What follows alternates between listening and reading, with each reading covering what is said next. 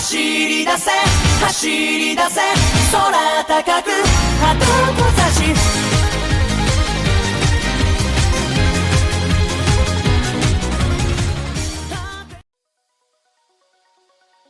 Hi guys, it's Wasabifold here again with another One Piece discussion video for you.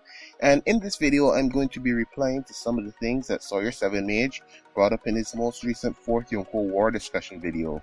However, before I begin, I want to preface this video by saying that I know there is a negative stigma attached to reply videos. I actually struggled with whether I should do this video or not, because I am aware that it is viewed as a way for smaller channels to gain cheap views and cheap subscribers by just drawing attention or piggybacking off of the name and popularity of other more popular YouTubers. But that's not my goal in this video. I'm making what I would think a true reply video is, where I do have some points to make about some of the things that Sawyer brought up, both for and against some of his ideas. I decided that since on my channel I just want to have a community where people are free to discuss One Piece, it would be kind of hypocritical of me to not do this video.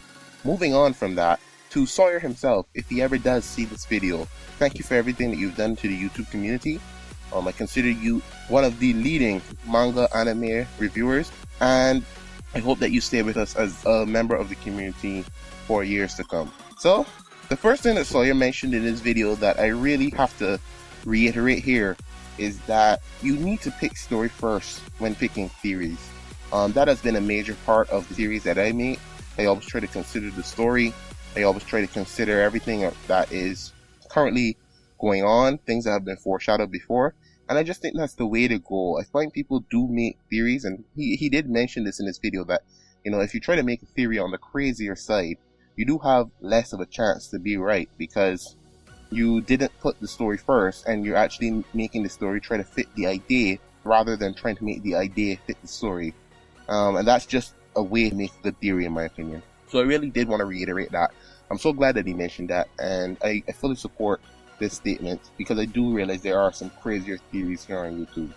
Moving on from that, however, I do want to say that there is some things that I disagree with in this video, and I'll start off with the Zoro vs Jack matchup that he has been advocating for a long while since we got on Zo, but also something that the rest of the community has latched onto. In my opinion, I don't think it's very likely that Zoro will be fighting a calamity during this Wano arc, and there are many reasons for this, but going back in the story, we start with Thriller Bark. We remember Zoro's fight with the Ryuma zombie. After the fight was very short, he expressed a wish to have fought Ryuma in his prime, and to me, that means that Zoro is very impressed by the skills of the samurai. But now that he's gone through 2 years training with Mihawk, he's been kind of blowing through the competition, both on Fishman Island, Mount Hazard, and even in Dressrosa, to the point where people are starting to wonder how strong Zoro actually is. But I think the truth of the matter is that Oda is saving Zoro's major fight for Wano. I mean, this is the island of samurai, the island of swordsmen. You're not gonna find more top-class swordsmen in the world in one location anywhere else. This is where swordsmen go to have the ultimate challenge, and I believe that Zoro will actually not fight Kaido's forces, even though I understand that Kaido as the antagonist is overshadowing anyone else. But they did mention in Zo that Kaido is working with the Shogun. Now the Shogun himself will have tons of strong people under him. He's the military commander of Wano, and we know Wano is based off of feudal era Japan.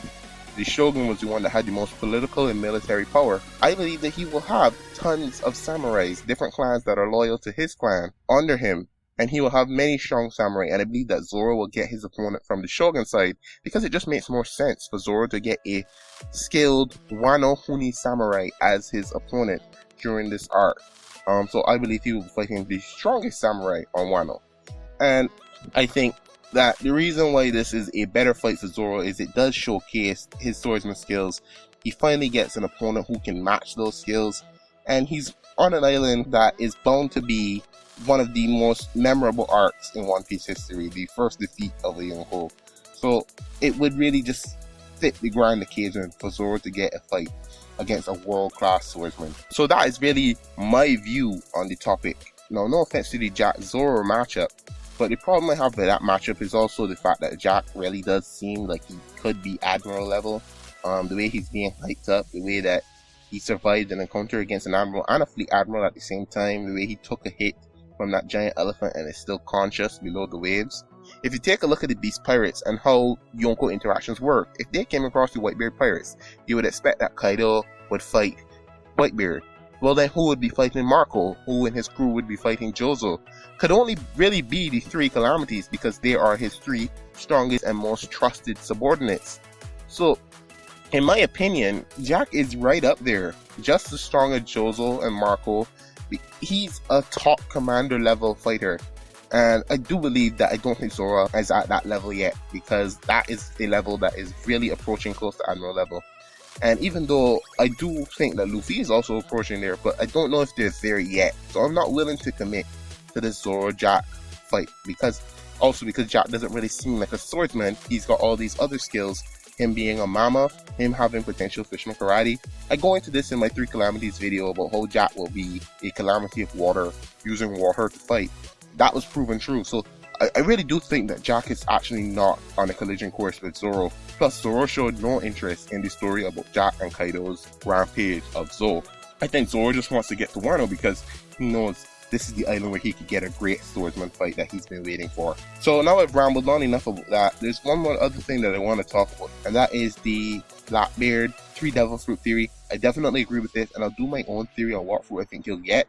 But I don't think he will get Kaido's fruit. The reason that Sawyer gave for why he would have this fruit is because Kaido would be unable to die after the arc is completed, and then Blackbeard would be able to turn that off with his Yami Yami no Mi and kill him. The problem I have with that thinking is that I can't actually find, unless Kaido's Devil Fruit is like immune to the Sea Stone, I really don't see any reason why a Devil Fruit that grants you immortality would actually allow him to be alive still, because they tried to execute him 40 times.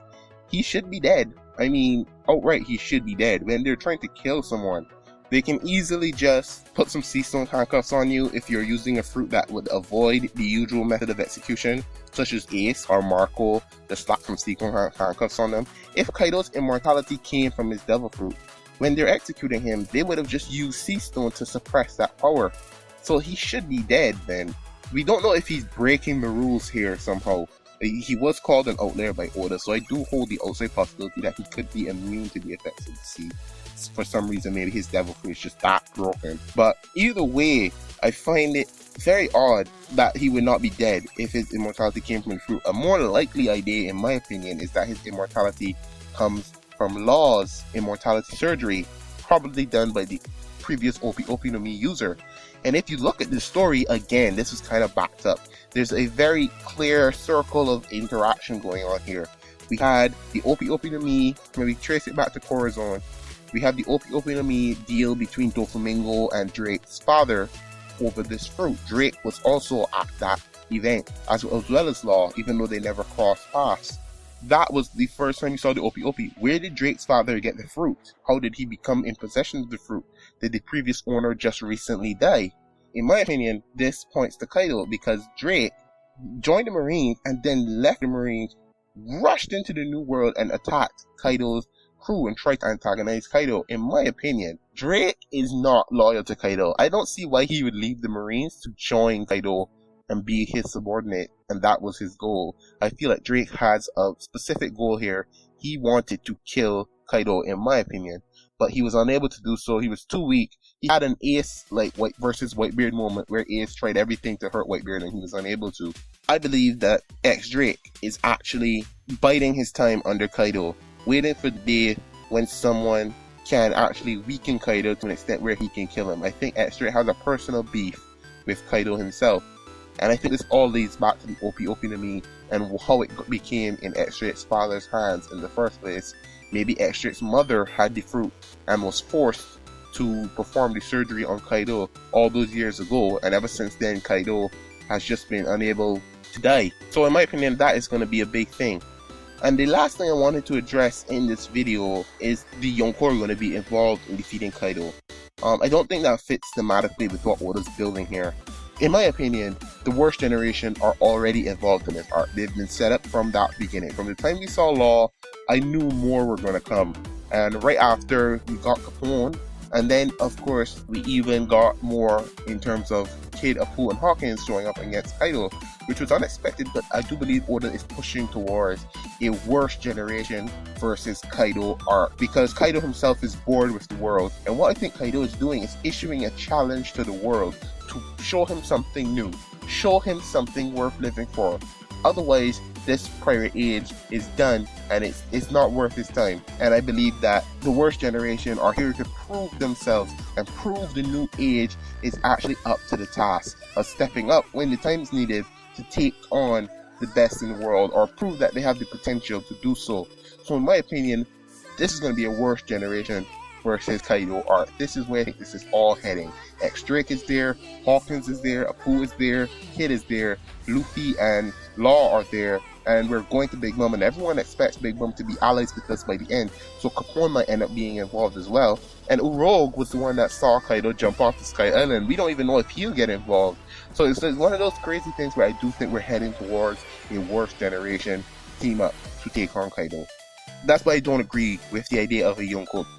And also the Yonkou are a little bit too much of a crutch as far as main characters are concerned, because they're so much stronger than the main characters. If they show up in the arc to help the main characters, it's like the Yonkou versus Kaido and some sidekicks. That's really what's going to be happening. It undervalues the initial pledge from Law and Luffy to take down Kaido, because it just means that they wouldn't have been able to do so anyway, and you needed to get one of the strongest fighters in the world to do so. So that entire alliance really doesn't have any impact or any purpose. So that is my Yonkou discussion, just a different perspective. That's what this video is about, just giving a different perspective on what I think is actually more likely to happen during the 4th Yonkou War. Again, no offense to Sawyer, just giving my own opinion, and I thought I would do it in this video. Alright, thank you guys for listening. This is Wasabifold signing out.